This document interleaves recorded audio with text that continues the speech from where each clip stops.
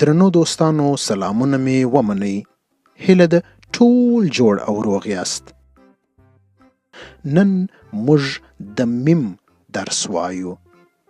میم د پښتو الفبا شپږ دېرشم توری دی. میم د م آواز ورکوي او په انګلیسي کې په ام لیکل کیږي. نو راځئ د میم درس ته ولاړ سو. میم مرسته یعنی کومک او یا په انګلیسي باندې هیلپ ورته وایي. مریم او مزمل د مور په خوله کوي. د مور سره په کارونو کې مرسته کوي. تاسو ګوري و د عکس ته دا یو هلک دی، د ده نوم مزمل دی او دا بل نجلۍ ده، د دې نوم مریم دی. دوی دواړه د خپل مور سره کومک کوي، مرسته کوي. اوس نو تاسو دا دوې جملې زما سره تکرار کړئ. مریم او مزمل د مور په خوله کوي. د مور سره په کارونو کې مرسته کوي. تاسو ګوري په مریم، مزمل، مور او مرسته کې میم راغلی دی. اوس به وګورو چې نور کوم نومونه له میم څخه راځي. میم میږی.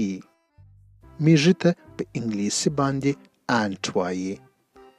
میم مور و مور ته په انګلیسي باندې مام یا مدر وایي. او میم مرچک په انګلیسي باندې مرچک ته ریډ پیپر وایي.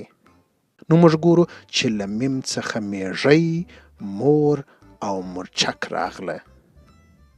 اوس به وګورو چې که میم د یوه لغت په مابینځ او یا آخر کې راسي نو څنګه ایسي. لمر. په لمر کې میم په مابینځ کې راغلی دی. او لړم. په لړم کې میم په آخر کې راغلی دی. اوس نو تاسو راته ووایاست چې نور کوم نومونه له میم څخه راځي.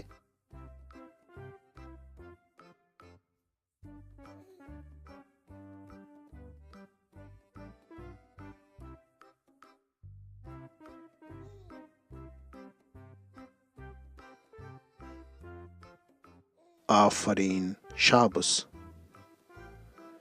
دا درس به په خپلو کتابچو کې ولیکئ او خپل مور پلار ته به یې ښکاره کړئ. میم مرسته.